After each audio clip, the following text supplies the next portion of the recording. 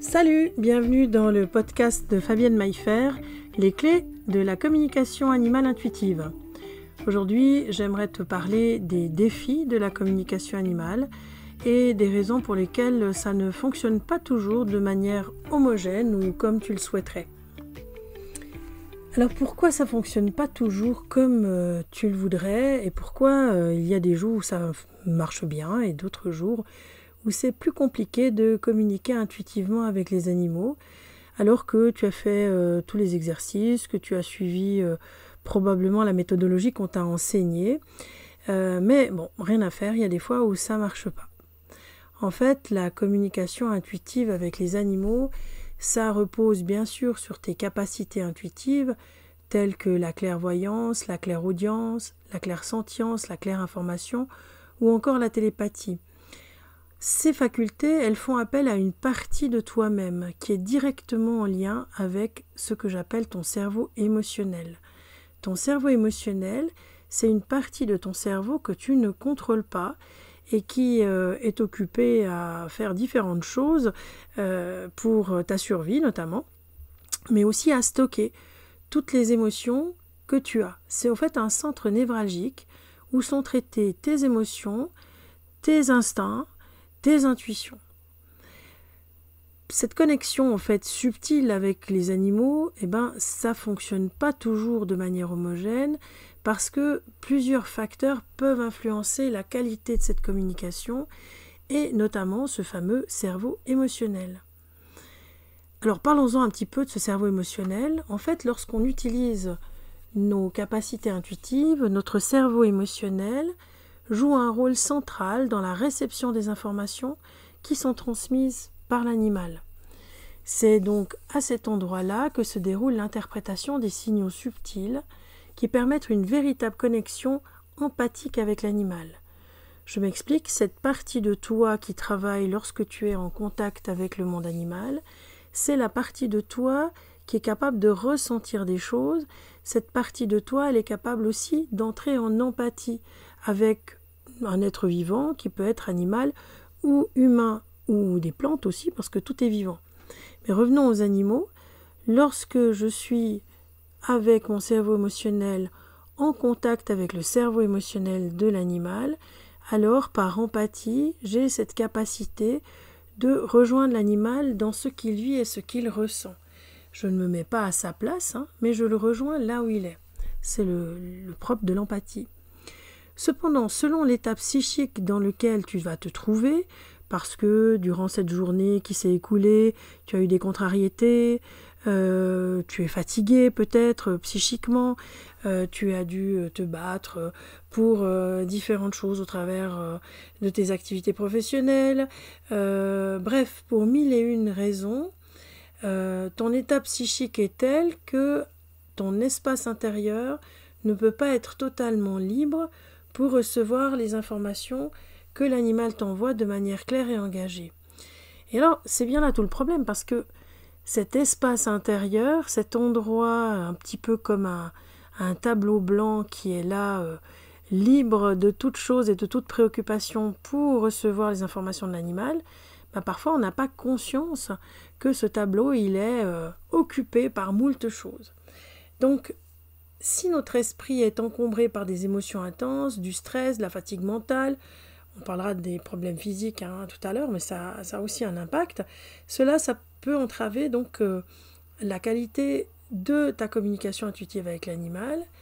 parce que les perturbations émotionnelles, elles créent des interférences. C'est comme une espèce de brouillard qui va mettre un peu de la friture sur la ligne, j'ai envie de dire, brouillant la clarté des messages que tu perçois. Parce qu'en fait, tes propres émotions, ton propre stress émotionnel, ta fatigue mentale, les choses que j'ai évoquées tout à l'heure, ça va tout d'un coup être quelque chose de prenant, de tellement prenant que ça va passer par-dessus les informations que l'animal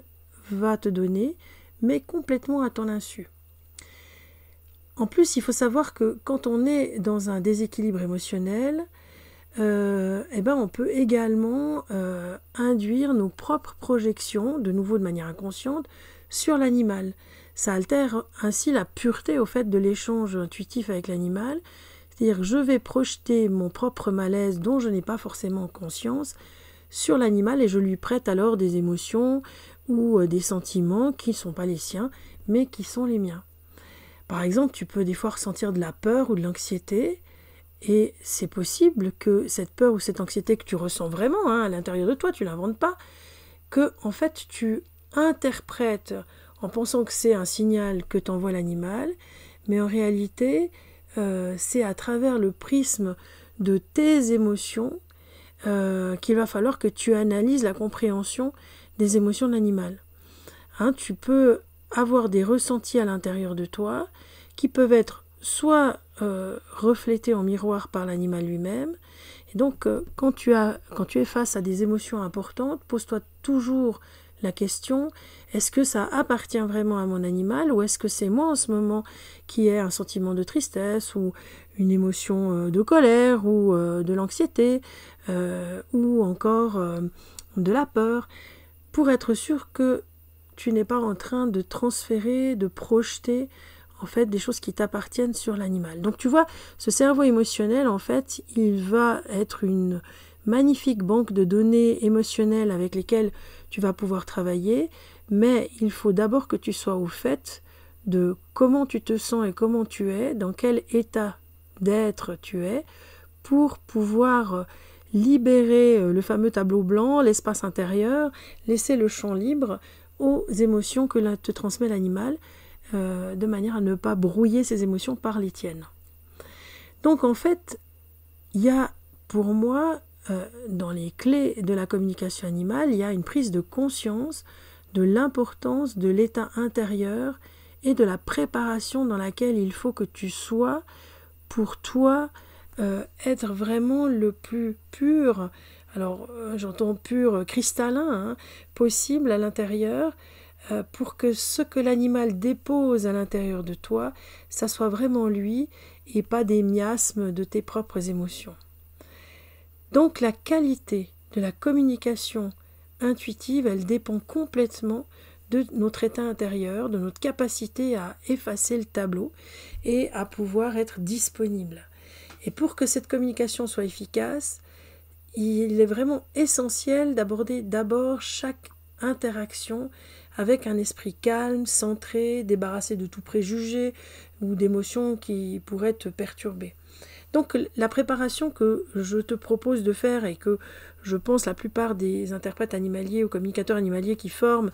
vont te proposer de faire, c'est de te mettre dans un état d'esprit, de prendre un moment pour te poser et pour faire le vide, le calme à l'intérieur de toi, afin effectivement d'être le plus accueillant possible des émotions de l'animal. Alors, dans ces possibilités qu'il y a de pouvoir créer un tableau blanc intérieur, il y a la méditation, toutes sortes de méditations, il y a celle peut-être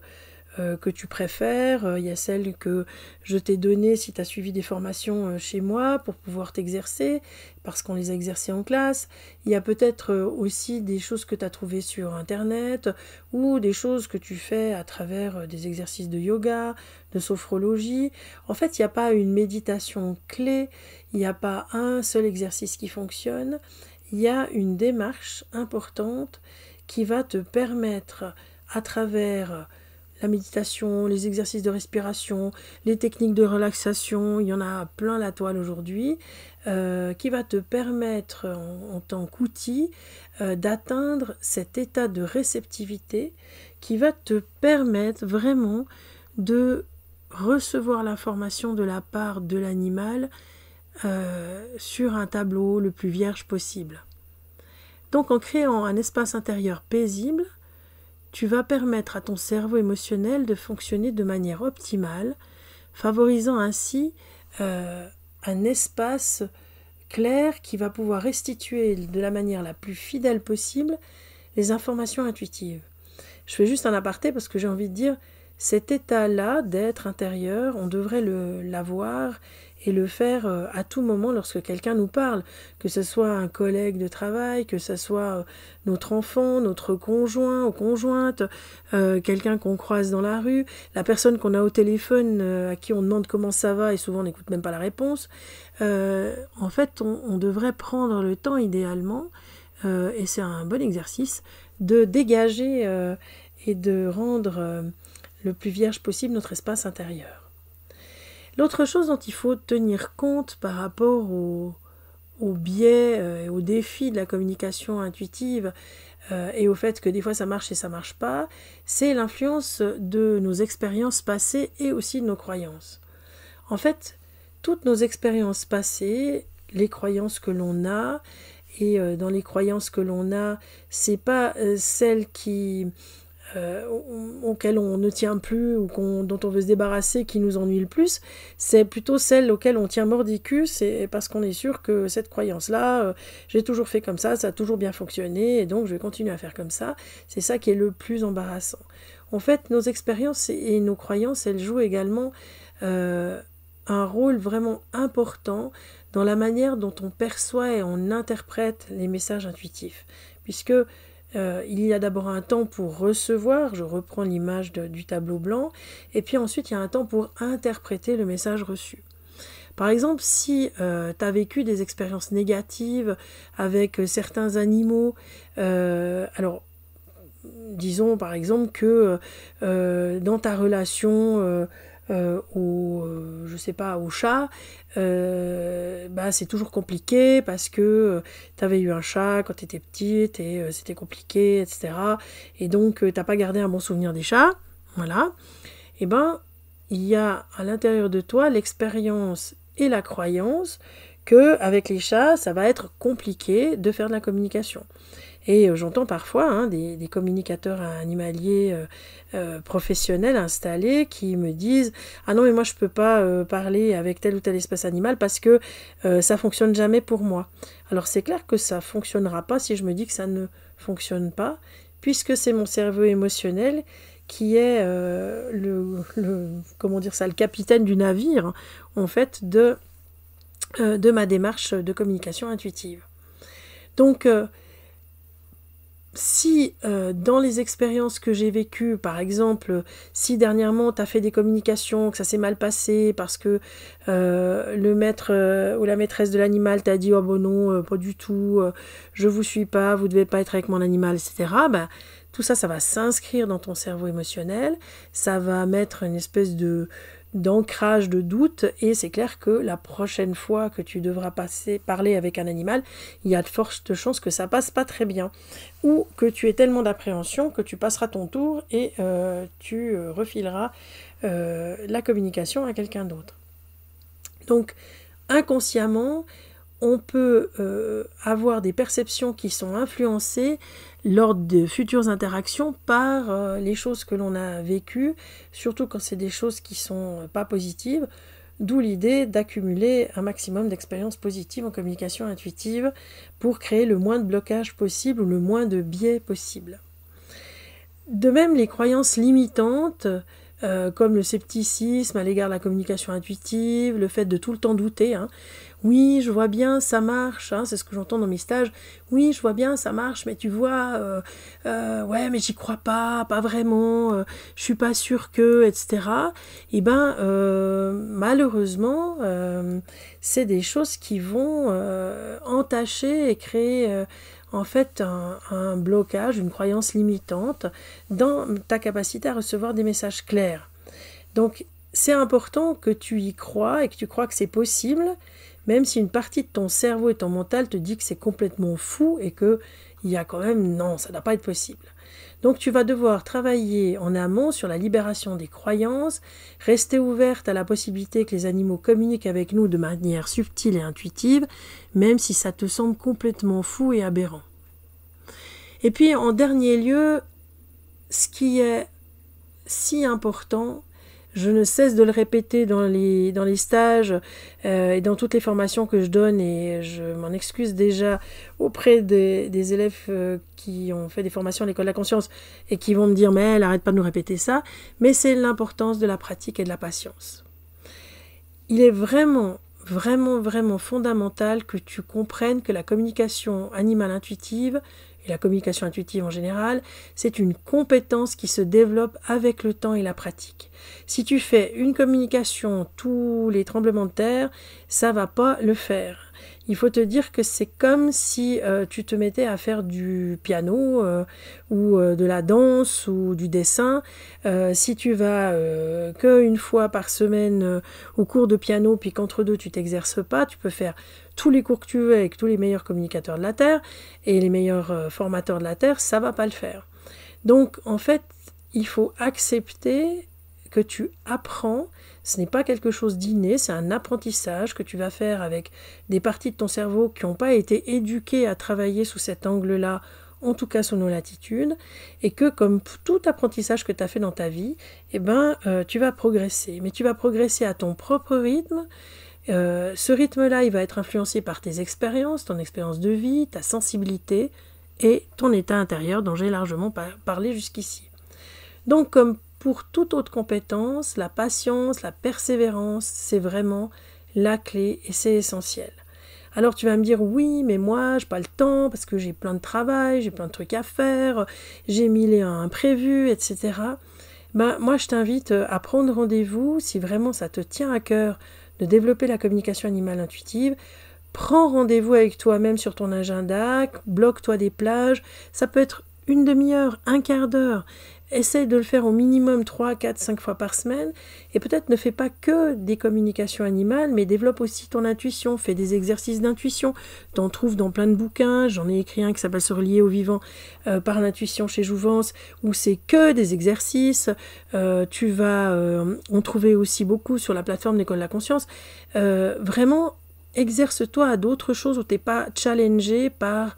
une rentabilité, si je peux dire ça comme ça, ou le fait de devoir faire juste absolument parce qu'en face, il y a un compagnon humain d'un animal qui attend les réponses. Plus tu vas exercer ton intuition sous différentes formes, plus en fait tu vas rassurer ton cerveau émotionnel et plus les communications animales, quand tu vas les faire, ça sera facile et évident. Donc, en t'exerçant régulièrement et en cultivant une attitude d'ouverture, de non-jugement vis-à-vis de toi-même, c'est possible d'affiner tes capacités intuitives et d'établir des connexions de plus en plus profondes et significatives avec les animaux. Voilà, j'espère que ce podcast t'aura plu. Je t'invite à me suivre sur les réseaux sociaux, Instagram, Telegram. J'ai une chaîne sur Telegram qui est dédiée à la communication animale intuitive, qui s'appelle Les Clés de la communication animale intuitive. Tu peux me retrouver aussi via mon site www.écoledelaConscience.com et plein d'autres réseaux sociaux. Cherche-moi à gauche et à droite, tu vas me trouver. Allez, salut et à bientôt, bons exercices.